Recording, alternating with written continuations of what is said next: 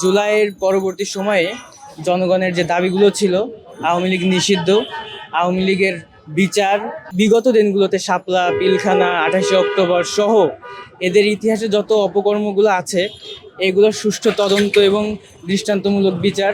আমাদের মূলত দাবি, প্রথম যেটা দাবি ছিল সেটা হচ্ছে আওয়ামী লীগ নিষিদ্ধকরণ। কারণ আপনারা জানেন যে আওয়ামী লীগ শুধু একটি দল হিসাবে স্বাধীনতার পরে সর্বোচ্চ বেশি, অর্থাৎ সাধারণ মানুষের উপর যে ধরনের গণহত্যা চালিয়েছে, আমরা দেখতে পেয়েছি যে বাংলাদেশ সরকার অনেক ধরনের সংগঠনকে নিষিদ্ধ করেছে যারা সশস্ত্রভাবে আন্দোলন করে।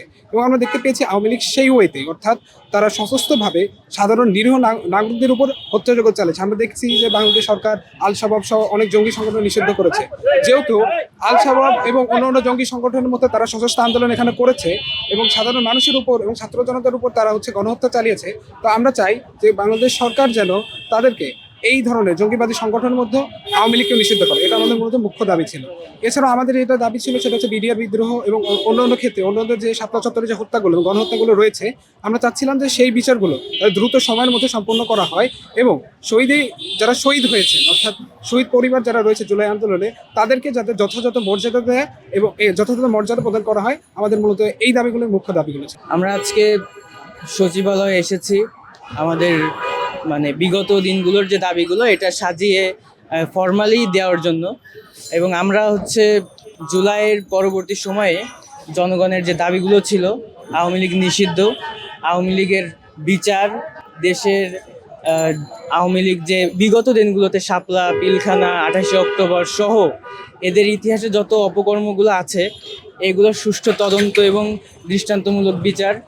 আওয়ামী লীগ বিগত বছরগুলোতে যে নির্বাচনগুলো করেছে সেই নির্বাচনগুলোকে অবৈধ ঘোষণা করা, তারপরে আপনার যারা আয়নাঘরে যে গুম করে রাখা হয়েছে, এখনো যারা দেশের বিভিন্ন স্থানে আয়নাঘর উন্মোচন হয় নাই, দেশের বাইরেও অনেকে এখনো গুম অবস্থায় আছে, তো তাদের সন্ধান অতি দ্রুত সন্ধানের জন্য এই ধরনের আমরা মোট 9টা দাবি নিয়ে আমরা এখানে এসেছি।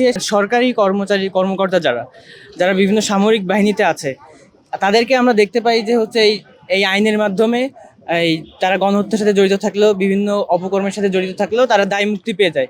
তারা যদি কর্মক্ষেত্রে নাও থাকে তারা বেতন পেয়ে যায়, বসে বসে বেতন পায়। আমরা দেখছি যে বিশ্ববিদ্যালয়ে যারা টিচার আছেন, আমাদের বিশ্ববিদ্যালয়ে যারা এই আওয়ামী গণহত্যার সাথে জড়িত ছিল, অনেক টিচার এখন বসে বসে তাদেরকে তাদের ডিপার্টমেন্ট, তাদের ছাত্ররা, তাদের সহকারী টিচাররা গ্রহণ করেন নাই।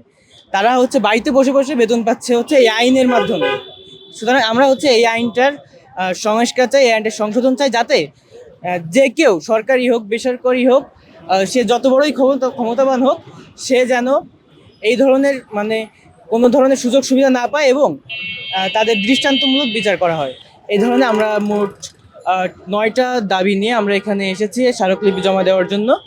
আমাদের ভেতর থেকে আমাদের 5 জন ভাই সচিবের কাছে আমাদের স্মারকলিপিটি জমা দেওয়ার জন্য ইতিমধ্যেই আপনারা দেখছেন গেছে।